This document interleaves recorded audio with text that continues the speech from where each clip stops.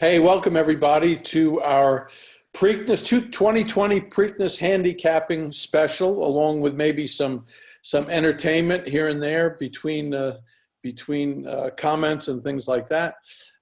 We have here Stu from Stucast, and then Dave Rodman from actually from Pimlico, who's going to call the Preakness here on Saturday. It should be a very exciting race. My name is Tom Gallo. I'm the managing member of Dreammaker Racing. We've got Andrew on and a bunch of our members, and so we'll get started. Yeah, and I'll thank you for the introduction, Tom. It's always good to see you and the partners and everybody here. And I mean, Dave, thank you so much for coming on. You're the voice of Laurel and Pimlico, and The voice of Maryland Racing. There you go. Maryland Racing. I've lost a lot of money on your calls, and I've won like $10 on some of your races. I like to remember those. You know, for $50, you know, I can call your horse in front, whether he's seventh or eighth. You know, I'll remember that. I will remember that. So, you know, I want to get into. I mean, like Tom said, this is a really this is a very unique Preakness for obvious reasons, but also one of the you know, maybe saltiest fields we've seen in a Preakness in quite some time. Before we get into some of that and your thoughts on the card, where did you start off your announcing career? How'd you get into that? Yeah. Well, first, thanks for having me on. This is a great concept. I mean, COVID's turned everybody to Zoom, and this is you know, it's really good. I mean, it's who would have thought this would have happened 3, 4, 5 years ago? Well, my dad used to take me to the track, so my love of racing began with my father. And he would take me to the fairgrounds in New Orleans, which is behind me, the old building. Beautiful, love it. Go Tigers. The old building before the fire. Yeah. One of the greatest racetrack buildings of all time. Many stories from there. And he would take me to Jefferson Downs, which was the summer track, the bread and butter, the cheaper claimer type track. So my dad got me into racing, you know, as a fan, as a gambler, in that. And then in high school, I wanted to be in radio. I wanted to play records and, you know, talk on the radio. So in high school began what turned out to be a radio career. So that's why I don't have a New Orleans accent, because I had to actually speak for a living on the radio. And then after a while in radio, formats started to change and things started to change, more corporate ownership, things like that, instead of local stations. I began to get more interested in horse racing again, started hanging around the track at Jefferson Downs, started walking horses in the morning, just being around them. And a friend of mine said, hey, you know, the announcer here is leaving. He's going to train racehorses for a living, and maybe you should try for the job. So I spoke with him. Rick Mocklin is his name, and anybody from the South probably knows him, or even the Midwest. He was a jock agent, successful jock agent for a long time, post his training career. And he still lives down south and plays in a band called Rick Mocklin and the Southern Voice Band, if you're looking for entertainment. Lives on the bayou. Today's his birthday. It's weird. And so I know that for sure. Mazel tov, Rick. There you go. Anyway, not to deviate too far off the course, but I asked him, and he says, well, come on up and practice on the roof. So I brought my binoculars and a tape recorder on the roof of Jefferson Downs. It was just me and the pigeons. And at the time, I was playing more of a gambler or just a player, you know, $1 exacta box, $2 exacta boxes. And so my first calls were, they're off. And a couple of horses would come out, and then I'd look at my tickets and forget about it. It was more of a fun thing. And then eventually I got a tape or two together. He listened to them, and they let me call a race one night, the final race on a Thursday night. I believe it was, or Wednesday or Thursday, one of the slow days at the track. I think that job as a track announcer is just so it's daunting. It feels like it's daunting from a handicapper's perspective, or even just somebody who watches on the weekends on Fox Sports or NBC or TVG, whatever it may be. What is the type of preparation that goes into you getting into a race? And even furthermore, I mean, how long did it take you to feel comfortable? Because when I hear you, if it's on TVG or if I'm at Laurel itself and I hear your voice, it's like you don't miss a beat. It's always tight. It's nice.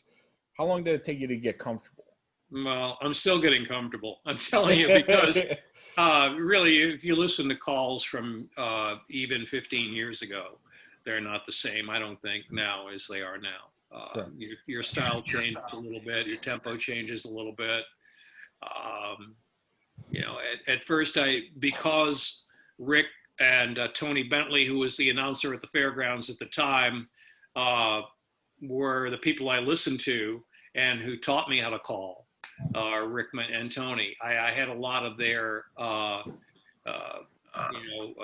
phrases or affectations in the call. Like Rick is very clear and concise, but one of the things he would always say was third in that tone. And for a while I was doing that, just kind of copying his tone. Tony taught me better no call than a wrong call, which I probably should have taken back. So it was a little more deliberate from his style. Tony was of the Dave Johnson school of racing. So, and then over time, you start to listen to other announcers. Obviously, Trevor Denman burst on the scene, and he completely changed the style, I think, of all American announcers of the modern era. Calling photos, looking for horses on the move rather than just placing them in the old standard fashion way, second, third, fourth, fifth, sixth, seventh. If a horse is making a big move, he pretty much doesn't ignore the rest of the field, but will let you know that this is the horse that's looking like the one to beat. And obviously, Tom Durkin with his unmatched vocabulary and sense of drama, and a bit of his acting ability meshed into the stretch call. So a little bit of everybody. I've taken a little bit of everybody. I think maybe hopefully develop it into when you mesh it all together into your own style eventually. But definitely a lot less hyper than a few years back, just for various reasons. I now use a headset to hear myself, whereas in the old days you just kind of put the microphone on and you're just talking, and projecting, a lot more projecting.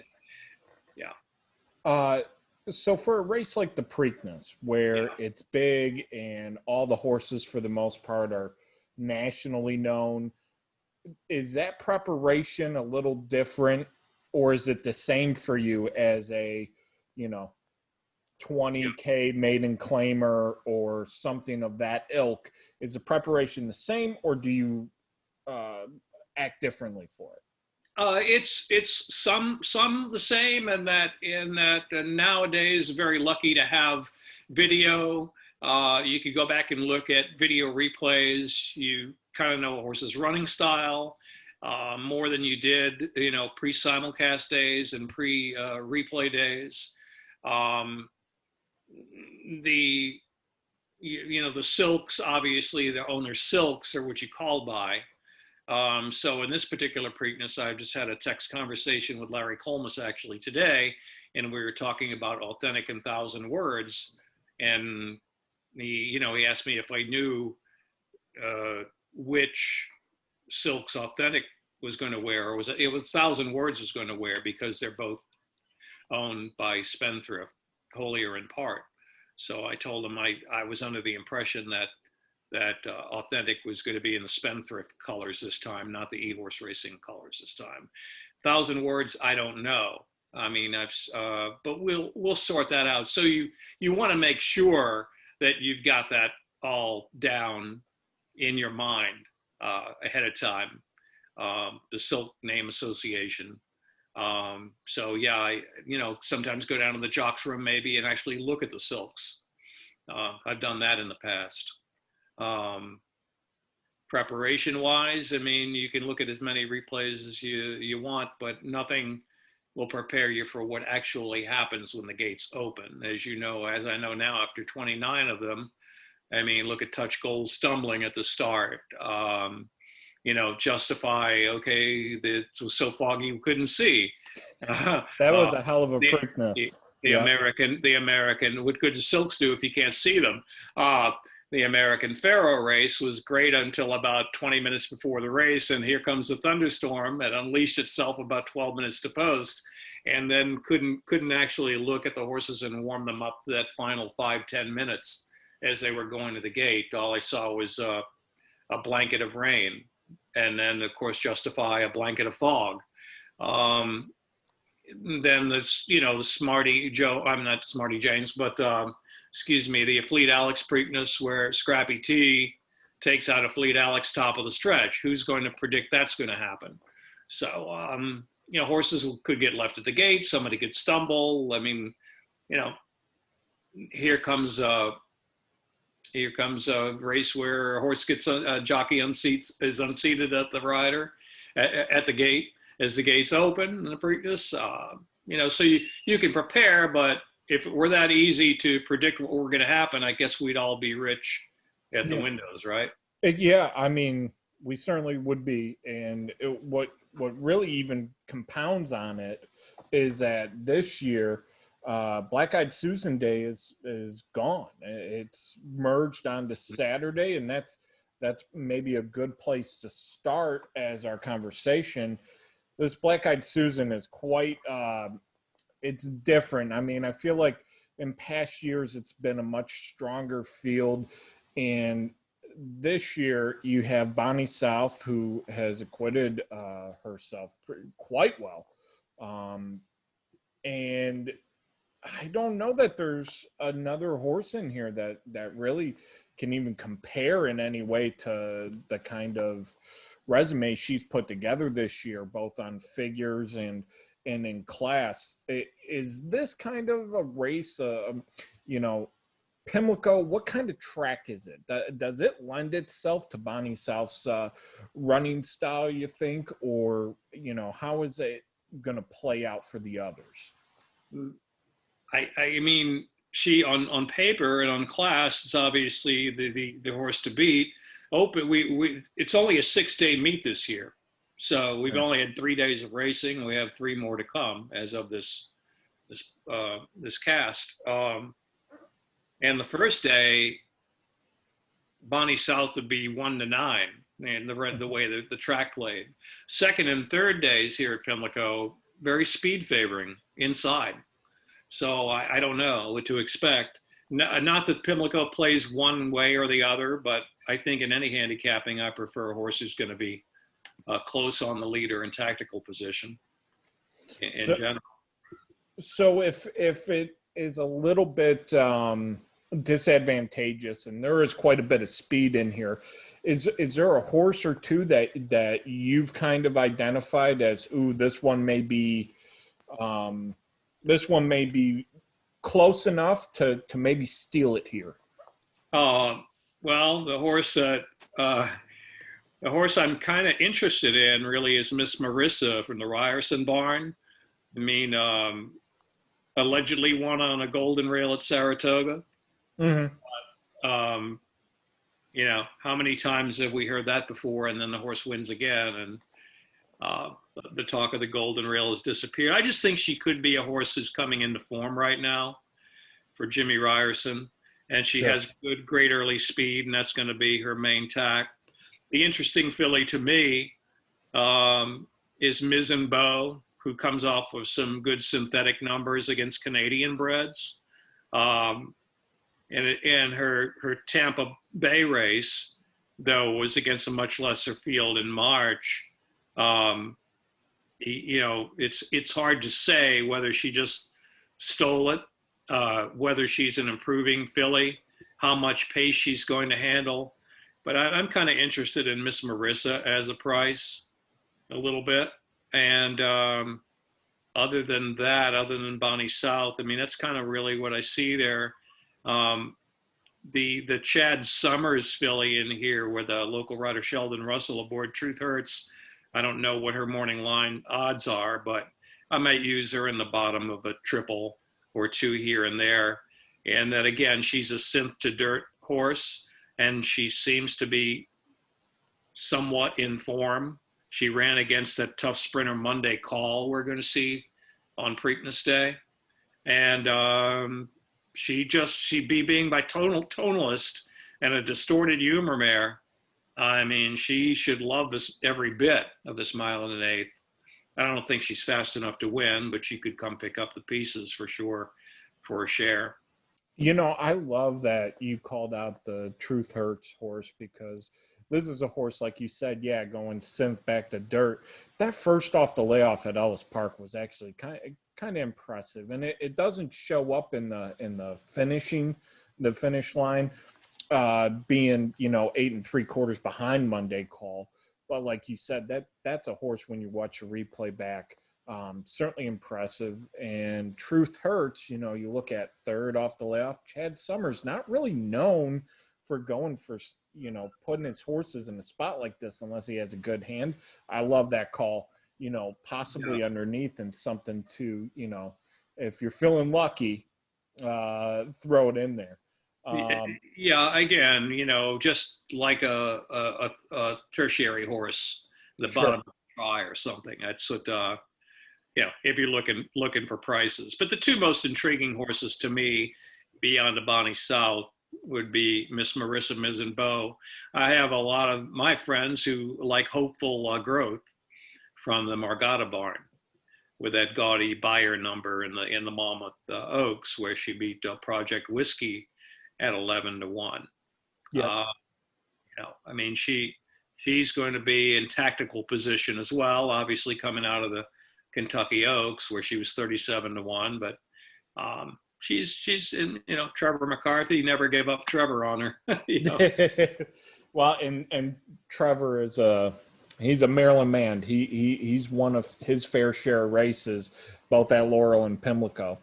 He's a triple player's best friend, an exacta player's best friend. Many, many, many times have I seen him, at the 8th pole. Looks like he has no chance to finish third or even finish second. And he rides through every inch of the stretch to the finish line. And many times I've seen him get up third on a horse you thought had no chance, and he gets him there. Hey, that's a great analysis on the Black-Eyed Susan, and it's weird to say, but it leads right into the Preakness. Now, Tom, Stu, do you have? I know you've been around. I think you saw Sir Barton in person. Probably. But Stu, I was going to ask Dave. Go ahead, Dave. What's your most memorable Black-Eyed Susan that you called? What is the one that sticks out as one of your favorites? I'm trying to think in the past. Gosh, what was the guy from the? I can't remember the name of the horse. You gotta make me look it up while I'm doing this. Used to be with the Monkeys.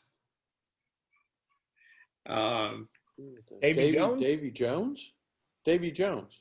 Jinx, Tom, you owe me a Coke. I think that's who it was. Didn't he own a piece of the? You got me thinking now. I'm sure I may be wrong, and people are gonna say, "What are you talking about?" Maybe if I see the name of the horse, I'll remember here. Point of Honor was a good race last year, by the way. I forgot she won last year. I know a few folks who were really high on Point of Honor and certainly cashed a ticket or two. You know, Dave, while you're looking that up, Tom, you know, I'll throw the question back at you. What's your Black-Eyed Susan? What's the one that pops into your head? Because much like the Kentucky Oaks, I mean, it's a very rich history type race. I can't really pick one out, but the thing that stands out in my mind is, I don't know, it had to be about 20 years ago. I was at the sale at Fasig-Tipton, and because they always did the 2-year-old sale the Tuesday after the Preakness. So we'd all be down there looking at horses on Thursday, Friday, and then Saturday was the Preakness. And a good friend of mine, Dr. Rule Coles, I wasn't planning on going to the Preakness because of just, you know, crowds and everything else. I didn't have any tickets or any seats or anything like that. He happened to get some seats from Fasig-Tipton because he was on the grounds doing vet work and stuff like that. And so he says, do you want to go to the Preakness? I said, sure. So I went back to my hotel room. Luckily, I had a jacket and tie, and I'm big on, you know, getting dressed properly for the occasion. And they gave us some really good seats. We had box seats just past the finish line, not just past the finish line, but I'd say, you know, just past the finish line as the horses are galloping out. And we're up in the second level, and we're watching one of the undercard races, and it was the sprint. And we're watching the race. I don't remember who won, but I remember Artax was in the race. And they're coming down the stretch. Now, this is a sprint, right? So, you know, you break out of the gate, you get position, but essentially, once you're turning for home, you're all out. You're like, it's a cavalry charge. This is where you either win or lose. So these horses are coming down the stretch at 40-something miles an hour. Artax, I don't know if you remember Artax. I remember because he was a stallion up here in New York, and we ended up breeding to him multiple years. In fact, we bred one of his really good horses. And this horse is a big, muscular, gigantic horse. He had a chest on him, you know, 4 feet wide. He had big musculature. And he's coming down the lane, and somebody jumps out of the infield and takes a swipe at him with a racing form. And we're all watching the race, and he wasn't on the lead. He was probably sitting second or third. So everybody's focused on the lead horse. But then out of the corner of your eye, you see something that just doesn't make any sense at all. And it's a sprint, and it happens so fast that nobody really realized what had happened. But this guy had jumped out, and this is at the 16th pole, between the 16th and the quarter pole. Hey, or I don't know if I'm being accurate, but it's around there. It's well into the stretch. It's about a little past the 8th pole. Yeah. Oh, okay, yeah. And a guy jumps out, and I guess he was just drunk or delirious or high on something, and he takes a swipe at Artax. And Artax is coming like full out, like he's full bore, and he actually steps to the side and misses the guy. The guy stepped right in front of a horse. This is like stepping in front of a freight train, right? Going 35, 40 miles an hour. And the horse was agile enough to actually miss the guy, because he would have killed him, and still finishes the race. I don't know if he was second or third or whatever. So after the race, people realized that there's some guy out on the racetrack, and all these, security guys finally got him and stormed the track and got him and stuff like that. But I got to tell you, that's one of the weirdest things I ever saw. But it really impressed me at the agility of this horse to jump and the jockey to jump to really avoid just plowing this guy over. It would have been a disaster. It would have been, to me, it would have been certain death. And what reminded me of it is when you said a Fleet Alex. You know, again, here's a horse that's coming around the turn, and this horse hits him, and he almost goes down. He goes to his nose and his knees. The jockey almost falls off, and he gets back up and wins the race, if I remember correctly, right? Didn't he win? A Fleet Alex, yes. Yeah. So he won, but he drew away. yeah, right. So these are these examples of the agility and the sheer the sheer talent of these horses when they get to this level of competition. You know, it was just unbelievable. Mm-hmm. Going back to the Black-Eyed Susan, I mean, I forgot Silver Bullet Day. I was looking over the list of winners. I mean, she won. What's a Gary Stevens mount, correct? Yeah, from Mike Pegram, Baffert, back in 1999. Royal Delta won the race in 2011. Last year's race was a good race. I mean, it was just I just remember just a outstanding race to watch with Point of Honor. I mean, some outstanding horses have won the race, and maybe not quite, you know, the caliber of horses you've seen in the 90s, but it's still, you know, I guess we're getting old. We remember horses in the 90s and the 80s are being, quote, better than today, but that's, I think it's all a product of, you know, your personal memories too, you know. Yeah, Artax, but the Artax, going back to Artax, yeah, he was a 4-5 favorite. I believe the money was refunded on him that day. Yeah, the person who did that actually, I mean, the infield's always been kind of a inebriated scene, and the person actually crawled on the turf course undetected before he got out onto the track. I mean, he didn't walk or run across it. I just kind of think he just crawled over there. And so this might be a good idea. Not. Well, you know, that's what you get when you have a Post Malone concert, I guess.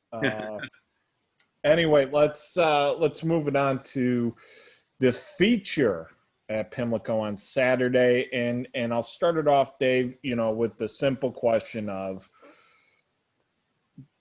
does Bob Baffert win again? It seems like when he has a strong hand at Pimlico and at the Preakness in recent years, he's money in the bank, authentic 9-5 early morning favorite. But we've got other shooters in here, and this race, I mean, is a little bit different this year, going to almost the mile and 3/16, which is a little bit of a departure from the normal Preakness. No, it's always been mile and 3/16. Okay, I thought it was a mile and an eighth. No, no. So the distance is the same. The Belmont was altered. Yeah. So, Dave, where are we going in here? Because authentic, you know, a lot of people are going to see that, you know, watch the replay of the Derby and just go, wow, this horse just had the best performance possibly of the year, kind of came out of nowhere. Is this horse going to move forward, or are we seeing, you know, the rags? He's always been tremendously talented and extremely fast. And judging from his work at Churchill Downs the other day, I don't know if anybody's seen the video of that, but we know where he's going to be. Yeah.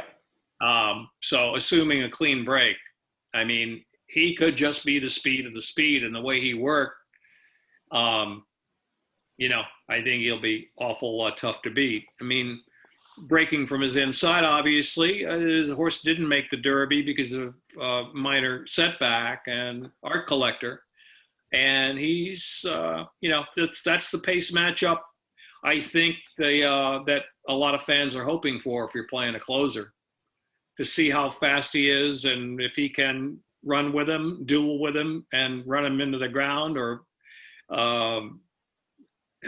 go on with it. I mean, he's obviously the horse that everyone will be keeping an eye on early in the race. And the Philly Swiss Skydiver, though, I mean, she's fast, but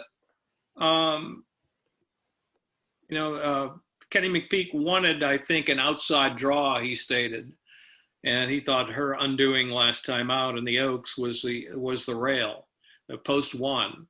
Well, he didn't get post one, but he's certainly drawn inside, and there's Art Collector, another speed just to her inside, and you've got Authentic, another speed to outside. So is he going to get caught in that sandwich of a speed duel, or she get caught in the sandwich of a speed duel? I think the best closer in the race, honestly, Mr. Big News. Yep. I mean, You know, if the track plays anything like it did opening day here at Pimlico, I think he's would be a good bet. But it wouldn't surprise me to see Authentic go to the front, dispose of rivals, and win. Yes, certainly. I think My record at picking Preaknesses there you go. at Preakness winners is horrible. So take everything I said and toss it out the window. I mean, yeah, I handicap a lot. I like to play a little bit, not races I call. I don't play any races I call, just FYI. But in looking, in looking at the field, as a handicapper, I mean, Mr. Big News might be the best closer in the bunch. I completely agree with your assessment of this race. I'm pulling for Art Collector, but Authentic certainly has a post advantage. Got a really nice draw. You got to expect that this horse, based on the works, like you said, if you rewatch them, they're pretty impressive. And this horse just might be that good. But, that's something that I think a lot of people in the Derby discounted with the post draw, and just figuring this horse just might not be it. And Tiz the Log, who ran a very good race, a race that wins the Derby, and Authentic put him away. I think you got to give a huge edge. Mr. Big News is a logical one that should stand to get a good trip. Is there any other long shot that you see that could possibly hit that number? To win? Not to win necessarily, but somebody who's going to make the top three. If we're including the logicals, what's a horse in your mind that you think is going to be coming on strong late? Again, here we go with the Trevor factor again. I know he's got outside draw. Live Your Beast Life. I mean, Trevor is, this horse has been on the lead in 45 and 4, 22 and 3 at Belmont, but I think Trevor's smart enough to know, and unless they give him instructions otherwise, that they're not going to be able to outrun the speed. And his best race, which comes off of in the Jim Dandy against Mr. Guide at 1 1/8, he closed from well off the pace. So I think Trevor breaks and over inside he goes from way out there and saves some ground and may get that lucky split, that lucky trip. I like it. It certainly shouldn't catch too much trouble up front in front of them, but these, we're going to see it a lot in this card because it's a fantastic card at Pimlico this Saturday. When we start getting into 11, 12, 13 horse fields, how disadvantageous have you seen it be, not only this year, but I'm talking, over the course of the time that you've been watching Pimlico, how disadvantageous is an outside post?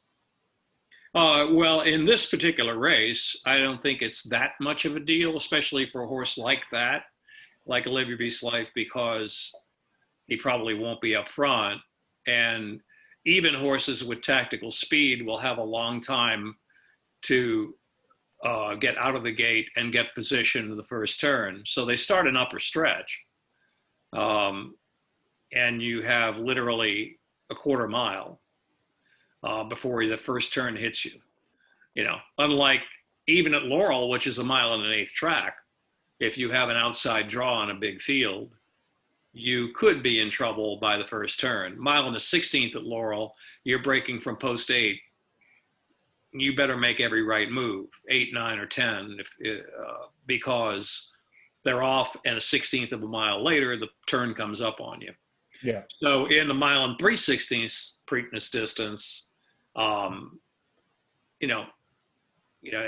think, if you've got the horse and you've got the right style, I don't let it bother you too much.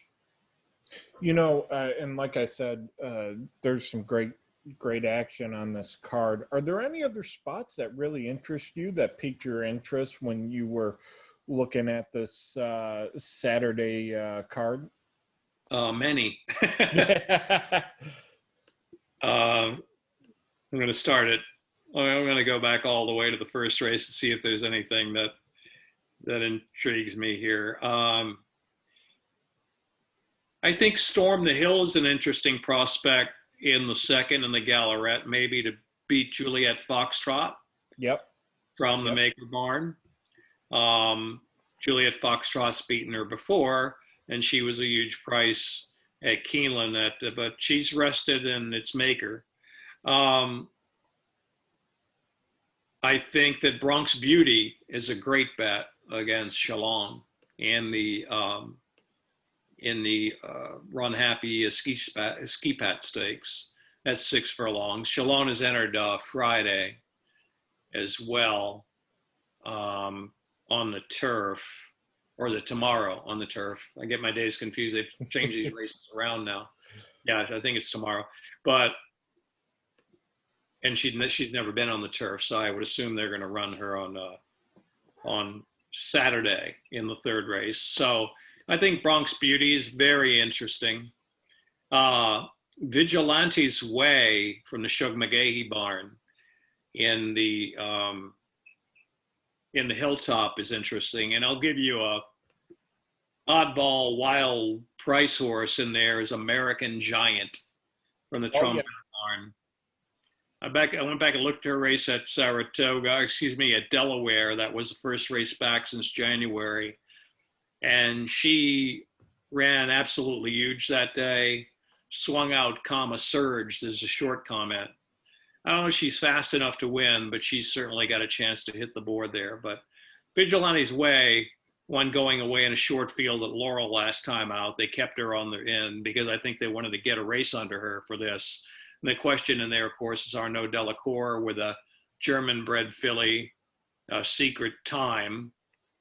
So, I mean, I think you use Secret Time, Vigilante's Way, and maybe use American Giant in your mix. What was and we're going to see it a couple times on this card. What is your opinion on Graham, who is probably considered in that Mount Rushmore of Maryland trainers based out of Maryland, certainly, and out of Fair Hill.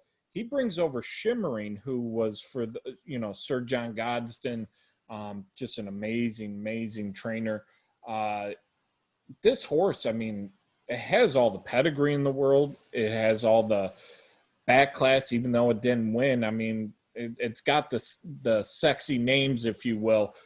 How does Graham do with these first-time shippers coming over? Because he does bring them over to Laurel and Pimlico every year.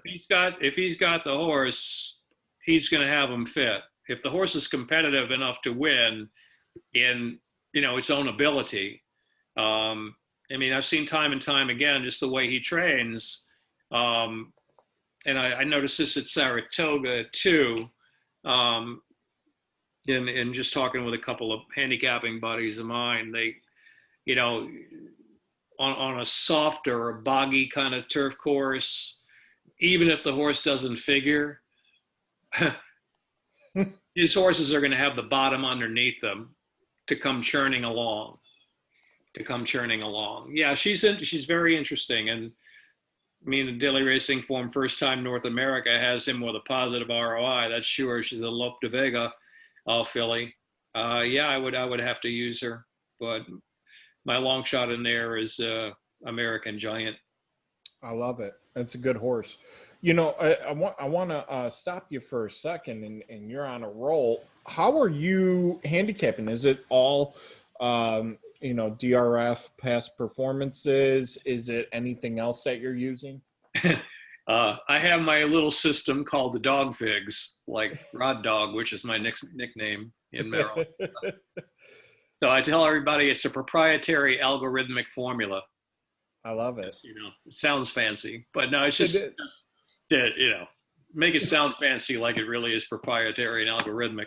But no, Um, so I do my own little numbers for what they're worth. You know, I have fun with it. That's all. I watch a lot of replays. I mean, I think honestly nowadays there's so many speed figures out there, so many numbers. Everybody's looking at the same number. Everybody's looking at the same clocker reports. Everybody, you know, if you really learn how to watch a race, and I'm not talking about horses check in and, you know, steadying that are obvious or stumbling at the start and then rallying to finish second, something everybody can see. But if you keep your eye on the back of the pack, you a lot of times can see subtle trouble. Or that last eighth of a mile, a horse who maybe was inside, now is outside, or was outside and then decided to go inside and didn't get the best trip and couldn't finish with a flourish. A lot of trip handicapping and numbers. I don't really have any particular one thing to use. I love it. And, you know, fifth race, you already gave this one out, Monday Call. I think you're very excited to see that one go. Yeah, I think she's going to be maybe one of the stars of the card. And going further, I mean, the stakes for every single race is a stakes race, and it's just an amazing card. The Grade 2 dinner party, you're going to see some horses that you remember: Hembry, True Valor, some like a Hot Brown, of course, Factor This. Yeah. I thought this was a very tough race. I mean, it's very salty. Yeah, I mean, Factor This is probably going to be a big favorite in there with Brad Cox. Got 3 triple-digit buyer numbers and, you know, second in the Grade 1 at Digital Age. But other than that, I think you might get a juicy price underneath. It certainly looks like it. It certainly looks like it. I would agree. I mean, that's a race that I might just press the all button and get through.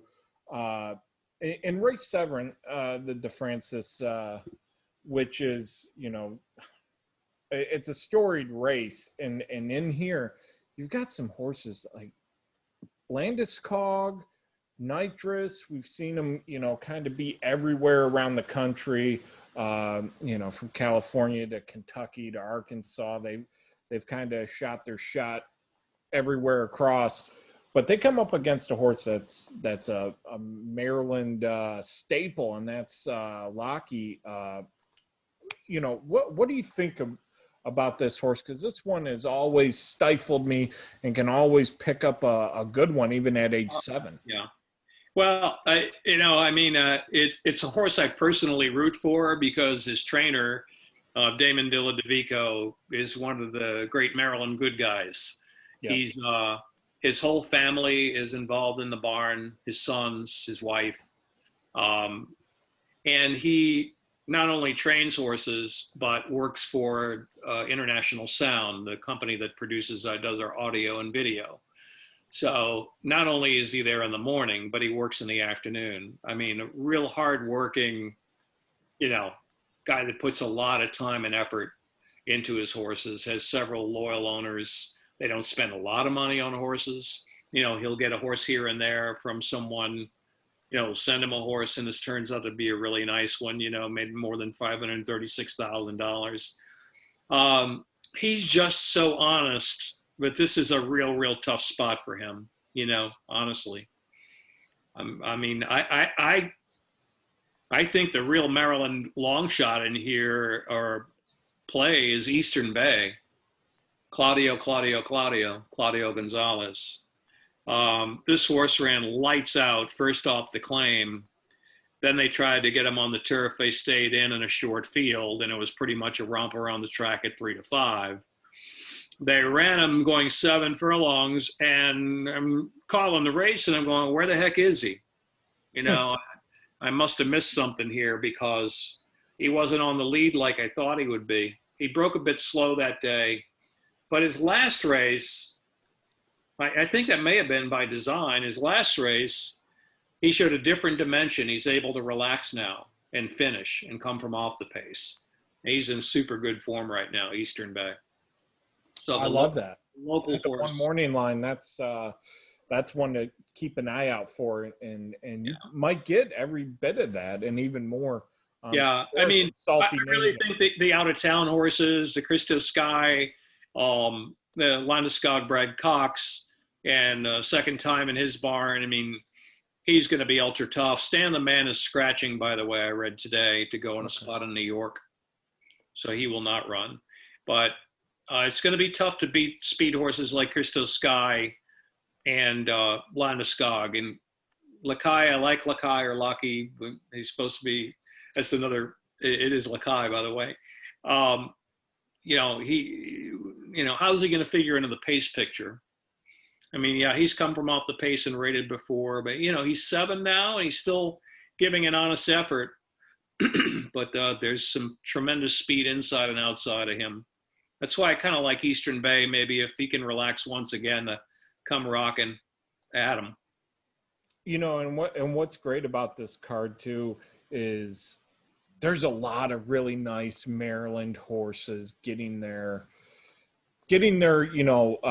national debut, getting that publicity. The Laurel Futurity comes to mind for 2-year-olds, and then the James Murphy, which is got its fair share of Maryland contingent. In these 2 races, which are the kind of the lead up to the Black Eyed Susan and the Preakness, are there some horses that have stuck out to you in your early foray into this? Because I'm sure you're going to be going over these races, because I'm going to need a couple days myself.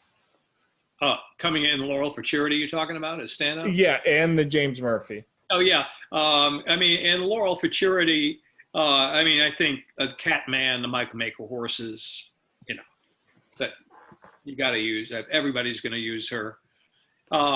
Hidden Enemy's kind of an interesting horse, though a maiden like Catman. I mean, there a lot of horses in here are maidens or have won 1 or 2 races. You got Graham Motion bringing a horse here from France, first time from France. Madaket Stables bought him, and he's the only real winner in the field, 2-time winner. So there you go with the motion factor. But I would definitely use Catman, the Maker Maiden in here, the motion horse. And interesting horse who's got a lot of turf pedigree. I don't know you have the morning line in front of you? I do. Number 2, No One to Blame. 15-1. Yeah, the Trez Abbott barn. This horse he's Blame. They love the grass. And out of a dam by War Chant Treaty Oak, who was a turf runner as well. They tried to get him on the grass. Delaware race was taken off the turf and settled first time going 2 turns and romped anyway. So if he can go 2 turns on the dirt at Delaware and he takes the turf and show some improvement, he's going to have to improve a little bit, but I don't think a lot. No One to Blame would be my long shot play in there. I absolutely love that. I love that. In the James Murphy, God bless you on this one when you have to call it, because there's, I think, 400 horses. It looks like it's being run at Ascot. Myself, I landed on the 1, 10, and 12 as most interesting, but I'm curious to see what you think. I thought this was a spread race. Yep. Yeah. I mean, and using the following horses, Chocolate Bar, the 1 like you have. Don't leave out the 4, a first-time gelding for Benny Perkins, Reconvene. That was a very, very strong race at Monmouth last time out. He's the in-form horse now, first-time gelding. And Don Juan Kitten, the 10, which you mentioned, out of a double key race, 2 back at Saratoga. He won, actually, it was a double key race. Don Juan Kitten at Saratoga. That's another, I like to use key races in handicapping angles. Not necessarily key races looking for winners, but winners who've done certain things at a certain level next time out or 2. Sure. And the Andesite in the Brad Cox barn.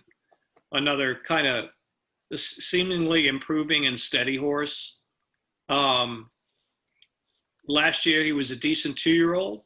I mean, he was second to Structor in the Pilgrim, and then ran him in the Breeders' Cup Juvenile Turf.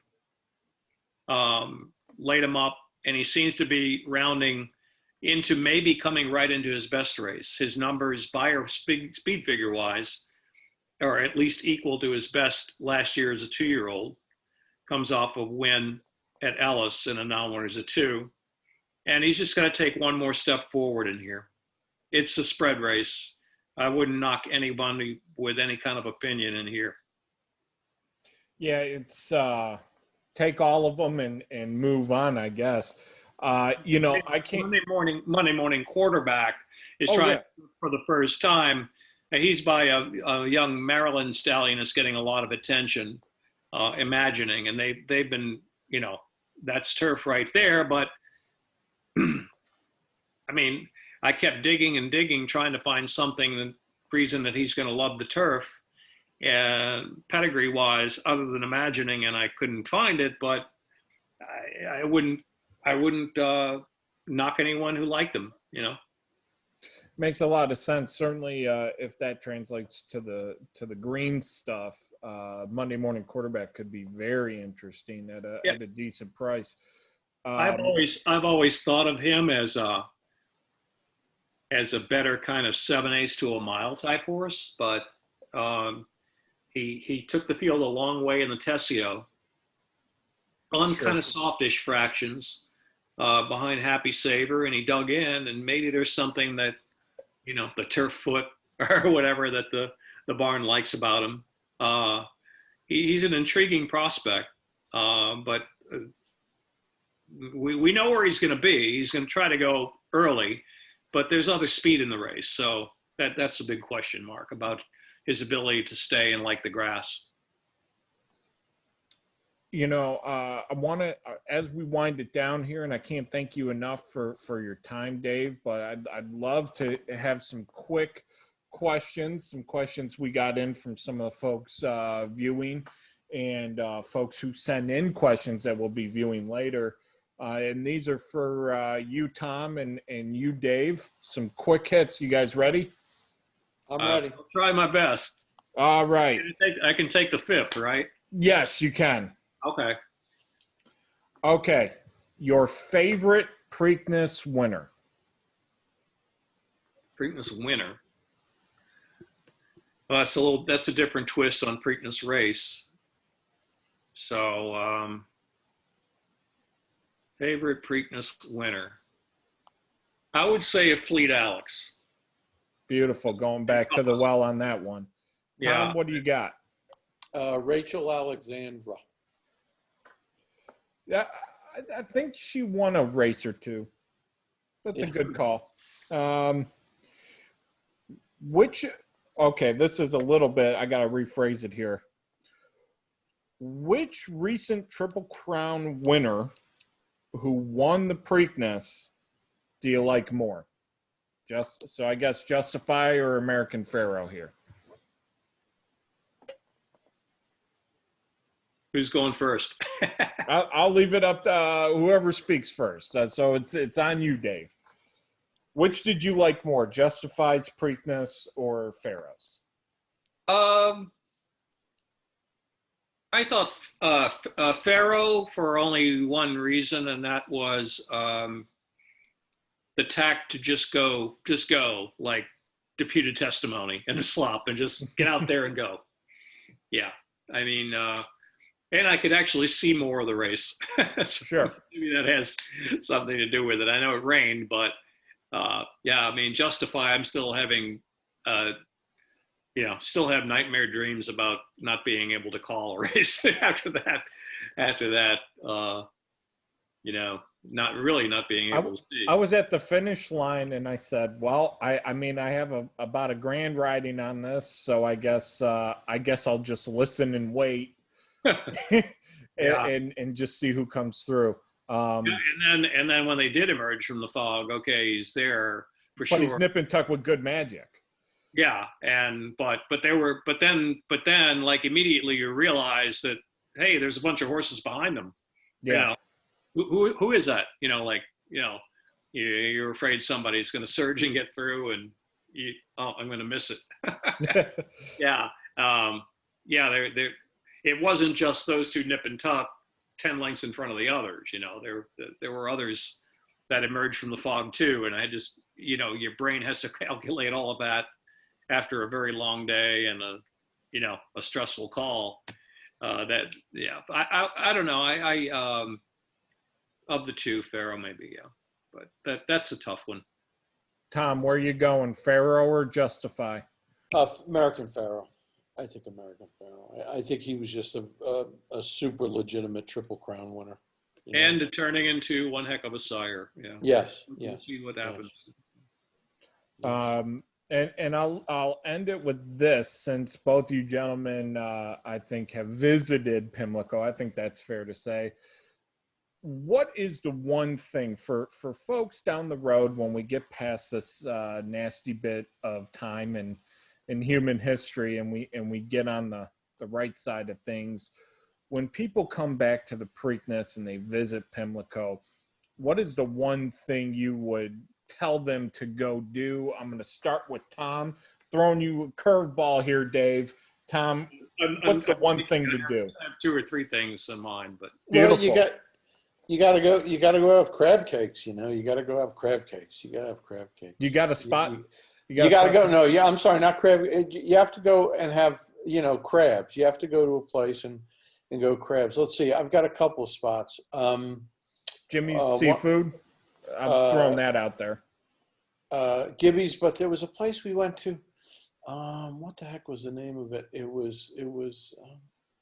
Gibby. Go to Dave because I'll remember it because it was memorable. Gibby's, I don't think, is any longer the restaurant. They do have a takeout. But yeah, there's G&M, I think it is. Is that where you went? There was a place called A1 Crab Haven. That's what it was. A1 Crab Haven. And it was in, is it possible, Essex, Maryland or something? Oh, like okay. that? That's not my territory. That's the other Yeah, Essex, Maryland. And the crabs were huge. They were absolutely huge. It was actually many, many, many years ago. I went there. I had crabs for the first time. I went with a whole group, and they hand you a hammer and they hand you a bunch of crabs, and I didn't know what to do. So I start banging this crab, right? And a guy at the next table turns around. He goes, "Hey, buddy, what are you doing? Building a house?"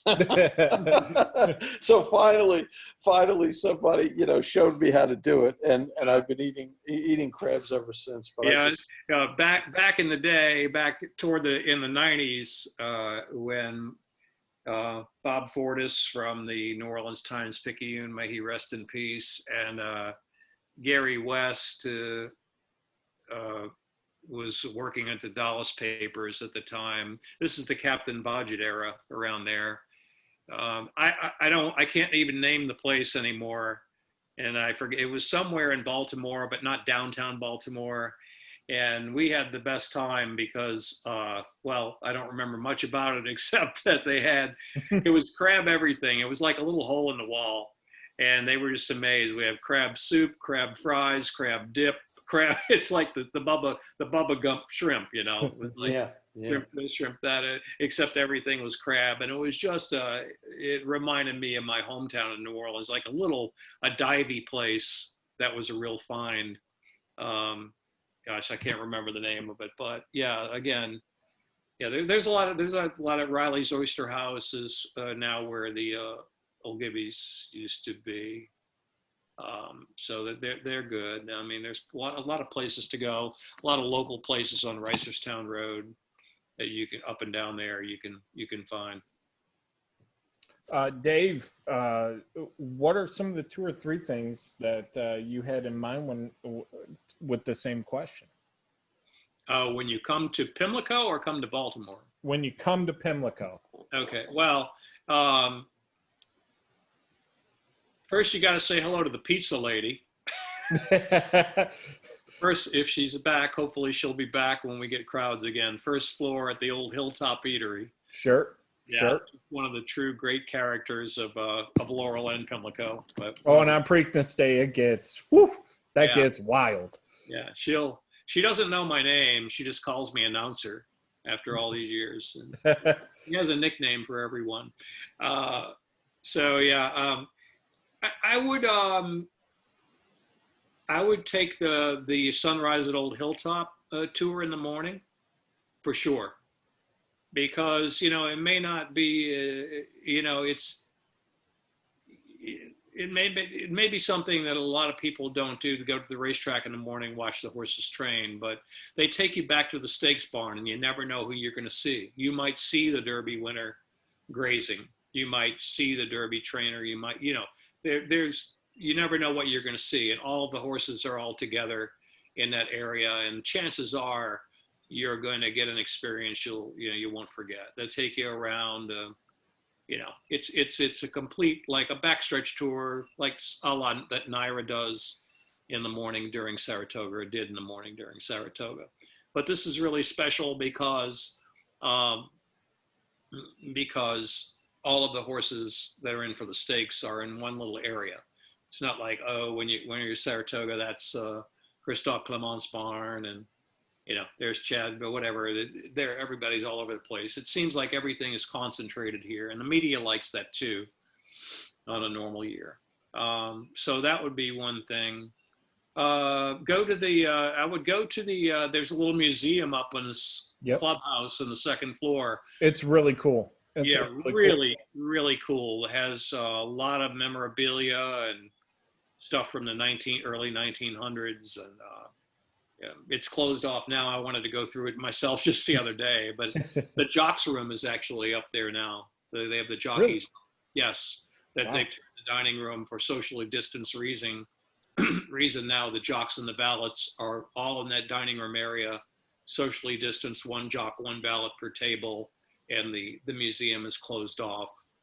So I like to walk through there once in a while. You know, and basically you're close to the horses at Pimlico too. I would say spend some time on the apron. I'm not so much a sit down in one place kind of person when I go to the track. So that's why I like the apron. It's very expansive, and you can walk around and, you know, gaze back up at the building. But those would be three things that you would do at the track. Well, I can't say thank you enough to the folk. Oh, you got one more? One more. Well, yeah. After the races, I mean, where are we going after the races? It's not so much a scene anymore as it used to be back in the day, and especially now with COVID. But the bar that a lot of the trainers and media would go to would be the Mount Washington Tavern, and in Mount Washington, and it's in a cool old neighborhood down in the valley dip there. Very 60s oriented, I would say. It would be the mindset there, and the whole it's groovy. That actually, there was sounds like my kind of place. There was a fire there a few years ago, but they've rebuilt it actually better than wow, you know, before. And it's you know, because of the short meet, we just don't get a chance to go down there. But it's a good kind of gathering spot after the races, and yeah. So I mean, that's the closest little bar maybe I'd go to. It's not exactly I don't know, but I guess like going to Saratoga, Ciro's isn't cheap either, right? No, it's not. It's not a dive bar, you know, but it's not the most expensive place in town either.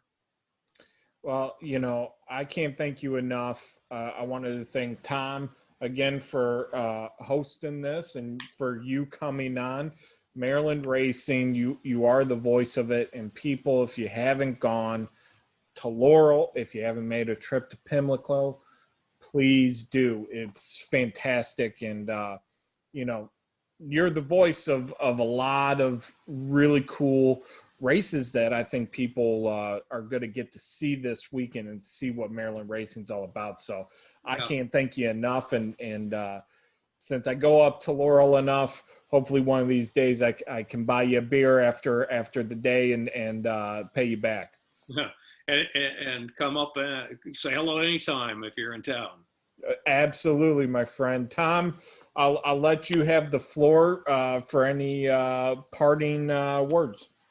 No, I also want to thank Andrew for coming up with the idea of putting this together, and hopefully we could do it again for the Breeders' Cup. That'd be fun, you know. I think the Breeders' Cup is going to be explosive this year with all the horses coming from all the different races. I think the Classic is going to be huge. So maybe we can put something together for the Breeders' Cup. And I wish everybody a happy Preakness. It's a little bit weird. It's October, but you know, the Preakness is the Preakness, right? It's the second jewel of the Triple Crown. In this case, this year, the third jewel, but it's still the Preakness. So it ought to be very exciting. Yeah, I mean, people, you know, you read a lot, especially nowadays in social media, about Pimlico this and that, and obviously with this, we didn't get into the eventuality that Pimlico is going to be replaced, the building and the track, and same with Laurel. That's on the horizon. But no matter what the surroundings are at the track and how antiquated it feels, and the problem with the toilets. That third floor is pretty rough. Yeah. I'll tell you. Every time I get up there every day and I look down and I think about the horses that have run there, I look to the first turn and I say, wow, that's where Secretariat. Right, exactly, right. Yeah, you're absolutely right. This is, you know, Seabiscuit, I look over the grandstand, the old grandstand, Seabiscuit and War Admiral, and you look back and, you know, you could almost put yourself back in that time. So you think about not only the great Preakness runs that we've had here, races we've had here, and other major stakes and good horses that have run on the turf and on the dirt, but just in general, the history, it's a place where things have happened. You know, you look at the cupola, the Enfield cupola, and, you know, I wasn't around. I was 10 years old in 66, or 8 years old in 66. So when that clubhouse area no longer ceased to exist, and you know, you can just transport yourself back in your mindset in the older days. I wonder, you know, what it would have been like yeah, to have been in that old clubhouse back in the day, you know. It's certainly beautiful, and it's got that vibrant life to it. So please, I encourage everyone to go.